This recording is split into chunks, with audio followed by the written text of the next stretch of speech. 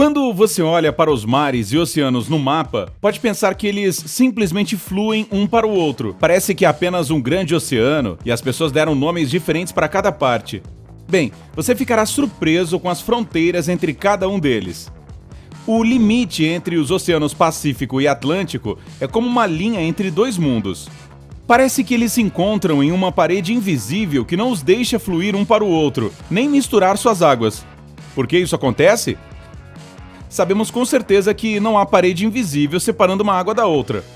O que poderia interferir na sua mistura? O problema é que as águas também podem ser diferentes. Os oceanos Atlântico e Pacífico têm densidade e composição química diferentes, além do nível de salinidade e outras características. Pode-se ver pela cor que estão longe de ser iguais. As fronteiras entre os dois corpos de água têm características físicas e biológicas muito diferentes.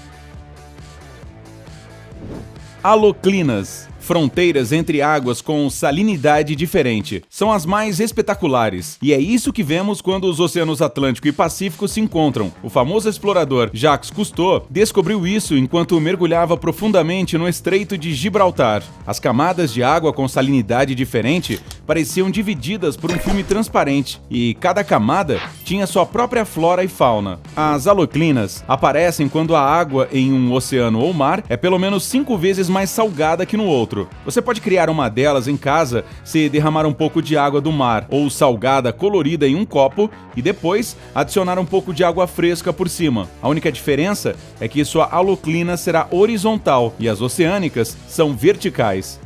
Se você lembra de alguma coisa básica da física, pode argumentar que um líquido mais denso deve ficar na parte de baixo e o menos denso em cima. Se isso fosse verdade, a fronteira entre os dois oceanos não pareceria uma linha vertical, mas sim horizontal, e a diferença entre a salinidade deles se tornaria menos óbvia quanto mais se aproximassem. Então, por que isso não acontece aqui?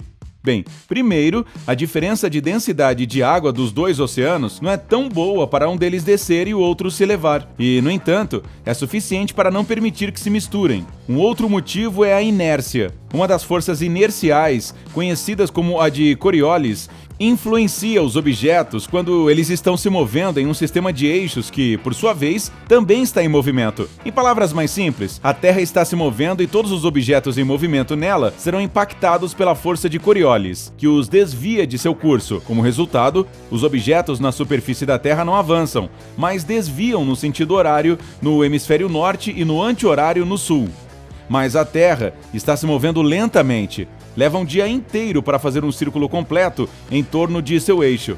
É por isso que o efeito Coriolis fica óbvio apenas em longos intervalos de tempo, com ciclones ou fluxos oceânicos. Essa é a razão pela qual a direção dos fluxos nos oceanos Atlântico e Pacífico é diferente. Ele também não deixa que se misturem. Outra diferença importante entre a água dos dois oceanos é a força da conexão das moléculas, ou a resistência à atração superficial. Graças a essa força, moléculas de uma matéria se mantêm unidas. Os dois oceanos têm uma resistência à atração superficial totalmente diferente, o que também não deixa que se misturem. Talvez eles possam gradualmente começar a se misturar com o tempo, mas como os fluxos neles têm direções opostas, simplesmente não tem tempo para fazer isso. Pensamos que é apenas água nos dois oceanos, mas suas moléculas separadas se encontram por um breve momento e depois são levadas pelo fluxo oceânico. Mas não pense que apenas os oceanos Atlântico e Pacífico não se dão muito bem. Existem muitos lugares no planeta onde a água de dois mares ou rios não se misturam. Existem também as termoclinas, fronteiras entre águas de diferentes temperaturas, como as quentes da corrente do Golfo, e as do Atlântico Norte, muito mais frias. Entre os fenômenos mais surpreendentes estão as fronteiras entre águas com microclima e composição química diferentes. O Mar dos Sargassos é a maior e mais conhecida delas. É um mar dentro do Oceano Atlântico que não tem margens, mas é impossível de não ser notado. Vamos dar uma olhada em outros espetaculares fenômenos desse tipo no planeta. 1. Mares do Norte e Báltico. Estes dois mares se encontram perto da cidade dinamarquesa de Skagen. A água neles não se mistura por causa da diferença de densidade. Às vezes você pode ver as ondas de um e de outro se chocando e fazendo espuma. E, no entanto, a água deles se mistura gradualmente. Por isso o Mar Báltico é levemente salino. Se não houvesse água vinda do Mar do Norte, o Báltico seria apenas um enorme lago de água doce. 2. Mar Mediterrâneo e Oceano Atlântico. Eles se encontram no Estreito de Gibraltar e têm densidade e salinidade diferentes, portanto a água também não se mistura. 3. Mar do Caribe e Oceano Atlântico. O local onde se encontram fica perto das Antilhas, e parece que alguém pintou a água com diferentes tons de azul. Outro lugar onde eles se dão um alô é na ilha Eleuthera, nas Bahamas. A água do Mar do Caribe é azul turquesa e a do Oceano Atlântico é azul escuro.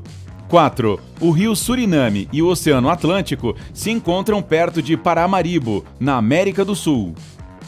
5. O rio Uruguai e seu afluente. Estes dois se topam na província de Misiones, na Argentina. Um deles é limpo para ser usado na agricultura, e o outro fica quase vermelho por causa do barro durante as estações chuvosas. 6. Rio Negro e Solimões, parte do rio Amazonas. A 9 quilômetros de Manaus, no Brasil, os rios Negro e Solimões se encontram pouco, mas não se misturam por cerca de 4 quilômetros. O Negro é escuro e o Solimões é claro. A temperatura e a velocidade de fluxo deles são diferentes. 7. Mosela e Reno. Eles se encontram em Koblenz, na Alemanha. O Reno tem água mais clara e o Mosel mais escura. 8. Ius, Danúbio e Inn. A junção destes três rios fica em Passau, na Alemanha. O Ius é um pequeno rio de montanha à esquerda. O Danúbio fica no meio e o Inn é o Rio Claro, à direita. O Inn é mais largo do que o Danúbio nesse ponto, mas ainda é seu afluente. 9. Os rios Alaknanda e Bhagirathi se encontram na Índia. O Alaknanda é escuro e o Bhagirathi é claro. 10. Os rios Irtysh e Uba correm um para o outro no Cazaquistão, perto da cidade cujo nome você nunca será capaz de pronunciar. Nem eu. Ok, me dê uma chance. O Irtysh tem água limpa, enquanto a do Uba é turva. 11. Os rios Jialing e Yangtze se encontram em Chongqing, na China. O Jialing é limpo e o Yangtze é marrom. 12. Irtysh e Om. Esses dois rios correm um ao encontro do outro em Omsk, na Rússia. O Irtysh é turvo e o Om é límpido e transparente. 13. Os rios Chuya e Katun se vêem na República de Altai, Rússia. A água do Chuya tem uma cor branca turva incomum e parece densa e espessa. A do Katun é limpa e turquesa. Fluindo um para o outro, eles formam um fluxo único de duas cores que não se misturam por algum tempo. 14. Rios Green e Colorado. O local de sua junção é o Parque Nacional Canyonlands, em Utah, nos Estados Unidos. O Colorado é marrom e o Green, sim, verde. As corredeiras de ambos atravessam rochas com diferentes composições químicas, por isso eles têm um contraste tão grande de cores. 15. Rio Ródano e Arve. Eles fluem um para o outro em Genebra, na Suíça. O Ródano é um rio puro, que flui para fora do lago de Genebra, enquanto o Arve é turvo por receber águas das geleiras do Vale Chamonix. Então, você imaginava que existiam tantos tipos de água? E o que achou das minhas pronúncias desses nomes de rios? Ei, se aprendeu algo novo hoje, dê um like no vídeo e o compartilhe com um amigo. E aqui estão alguns outros vídeos legais que eu acho que você vai aproveitar. Basta clicar à esquerda ou à direita para permanecer no lado incrível da vida.